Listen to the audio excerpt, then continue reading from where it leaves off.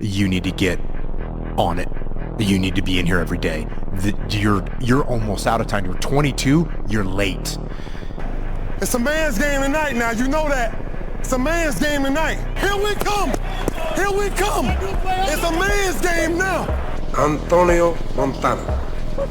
And you? What you call yourself? My name is Thomas Shelby. And today, I'm gonna kill a man. I believe so much in myself and I have a bulletproof mind, and when I go out there I know what I'm able to do, and I do it good. It's pushing the water, and there's a jogger actually. Look at this. Wow. The Florida man right there for you, Blake, jogging in the hurricane. People who obsess about work-life balance are typically mediocre at both. Obsessed people apply their obsession to everything and just call it life. He should have killed me when he had the chance, because now I'm back and I'm going to kill you and your whole team. You and them bitches. Because I have a vision, I have my confidence, and I believe in myself. People call it arrogant, I call it confidence. Ignorant people call it arrogant, intelligent people call it confidence. If you pan it down here, you see it's about 3 o'clock in the morning and there's not a car or a person in sight. If you pan over here, it's the same thing, not a car or a person in sight. Anything I'm afraid of, I confront it. And that's my personality. Like right now, I'm scared to death. But as the fight gets closer, the less nervous I become, because it's reality. And in reality, I'm invincible. It's never gonna make you feel good if you're leaving it on the table, if you're not exercising your potential, if you don't have a purpose, you don't have a mission. The reason you feel like is because you know that you're letting your potential die on the vine. You're letting your potential go to waste. And that is an underlying condition that's causing you this anxiety, causing you this stress, causing you this uncomfortable place. But the reality is you need to solve the underlying problem. And the underlying problem is you're not exercising your potential. And for that reason, you feel like that's it. I can't. You can't? Are you kidding me? You just said I can't? Like, I want to slap that. You know what I'm saying? I can't. I don't have time for people that are weak and they say I can't. No, you can. You will. It was life and death. Either you live or you die. Which one do you want, Tom? That was the decision. In the corporate life and in the gym. But if you want something bad enough, you can't let anybody tell you you can't do something. I'll repeat that. If you want something bad enough, you can't let anybody tell you you can't do something, not even yourself. I've ridiculed everyone on the roster. I just want to say from the bottom of my heart, I'd like to take this chance to apologize to absolutely nobody. The double champ does what the he wants. There are no solutions, only trade-offs. What's that mean to you? That you're never going to completely solve anything in your life or in the world, and there's always going to be compromises that you have to make. And if you aren't willing to make those compromises, or you don't keep your mind open for those compromises, you're going to run into some real problems. But if you look at it in the fact that you might put a little more effort over here, and it's going to take away from some effort over there, you can't just do everything at once. So yeah, no solutions, only trade-offs. Every single morning, if you can't get out of your beds and you choose not to win, you listen to your feelings. If you chose to get out of bed and you said, there's a win for me, that's your mind. And each one of those individuals, you decide who gets a vote. And some days, not all the popular things are going to get a vote. Success may not get a vote. Winning may not get a vote. But you've made that decision that now this thing gets a vote. I must be ready to deal with it. You give them this message that it's okay to be a man. It's not okay, it's necessary. What the hell are we gonna do without men? You look around the city here, you see all these buildings go up, these men, they're doing impossible things. They're under the streets, working on the sewers, they're up on the power lines, in the storms and the rain. They're keeping this impossible infrastructure functioning. this thing that works in a miraculous manner. They work themselves to death, and often literally. We have no Great War, no Great Depression. Our Great War is a spiritual war. Our Great Depression is our lives. But most importantly, man, you gotta look at things and say, like at a certain point, like eliminate the outcome. Stop being driven by rewards. Stop being driven by outcomes. Stop being driven by, if I get this, I'm gonna do this. Just work. And if you don't get what you thought you were gonna get, show up and still go to work. Because along the process, what's more important, what you acquire or who you become? And a lot of people think what they acquire is the thing that makes them who they are. No, it's who you become in the process of chasing what you want to acquire, right? Change expectation for appreciation. Extract the lessons and the blessings from the situations that didn't turn out the way you wanted them to turn out. But most importantly, man, approach it and eliminate the outcome, right? Just go for it, work, go to work. This is why most people never get anywhere. Most people are incapable of picking a direction and going. Just going. They observe the possibilities. They get paralyzed by all the possibilities. They refuse to move forward on all the possibilities, and then time passes them by. So it's very important that you make a decision and you go down that path. You commit to that path with the mentality of having zero options. I don't have a choice but to see this through. Okay, if I don't see this through, I'm going to be digging ditches. That's what I tell myself. When I don't want to come here and I don't want to do this and I get tired of, doing what I do, which happens to everybody. You go through ups and downs. I pretend like I have zero options. I say, well, if I don't do this, bro, I'm going to be digging ditches, so I better show the and get it done. And that might sound ridiculous to you because that's not the truth anymore, but I still tell myself that, and that's how I operate. So you have to pick something, and then you have to commit to it for as long as that's going to take to make sure that you see it through.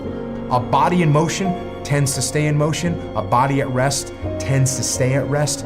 You've had enough damn rest. Go take action. And I'm telling you from the bottom of my soul, it is so easy to beat people today.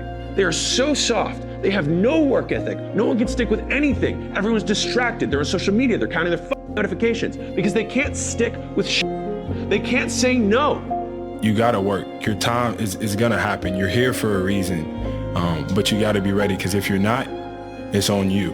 You have to have no fear. You have to have no fear.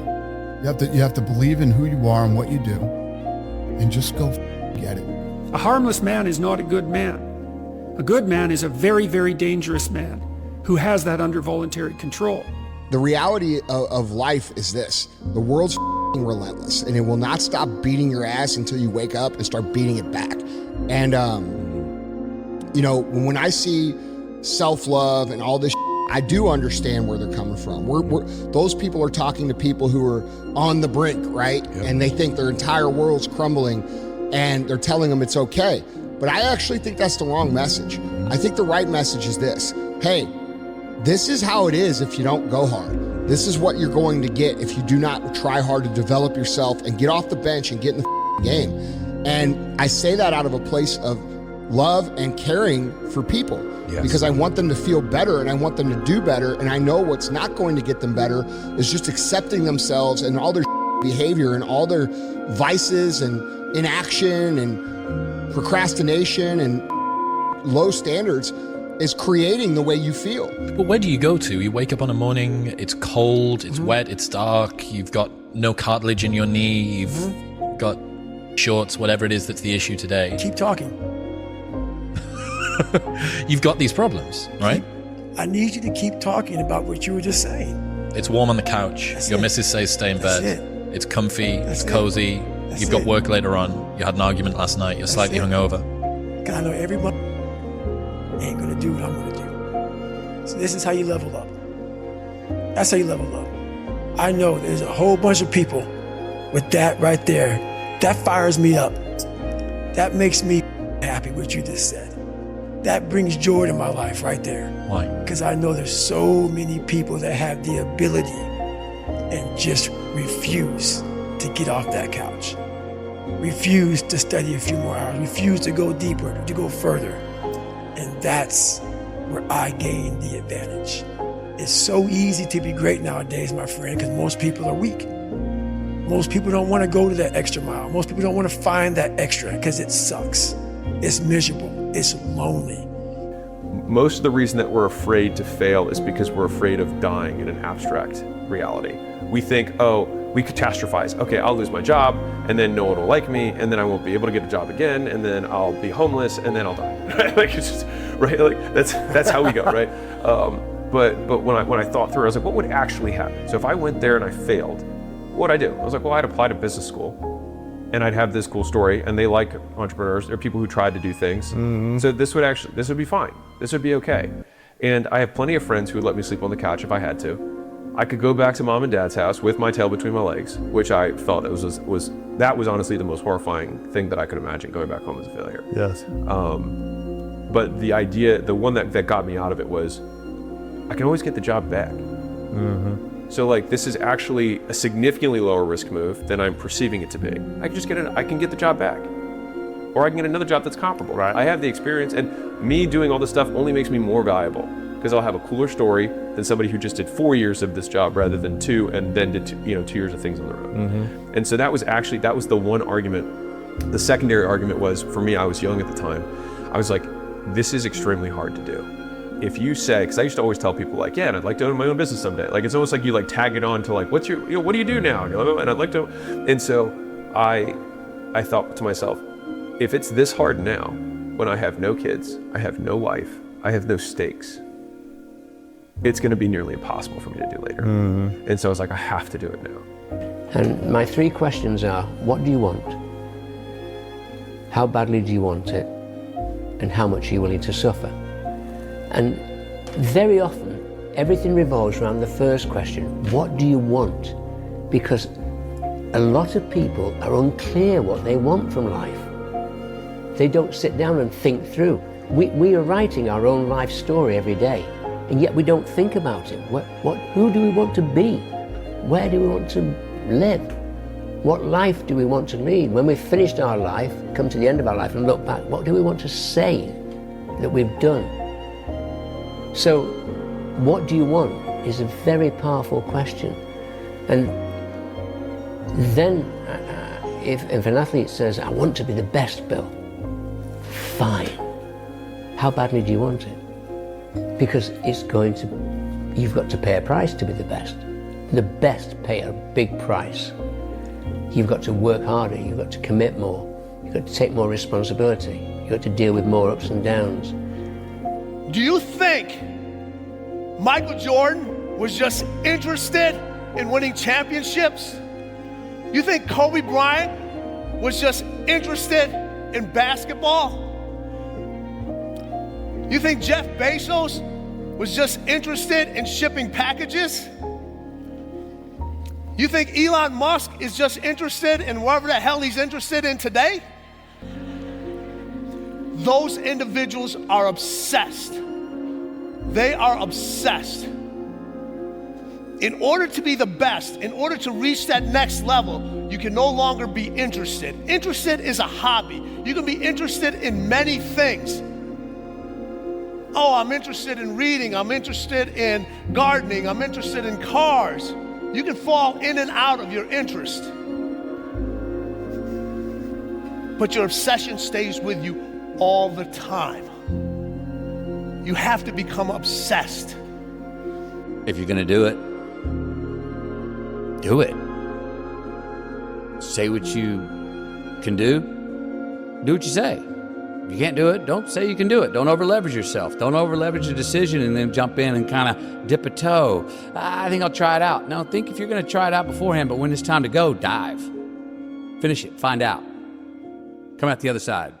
Don't leave it and go, ooh, if I just would have. That keeps me up at night. I think it keeps a lot of us up at night.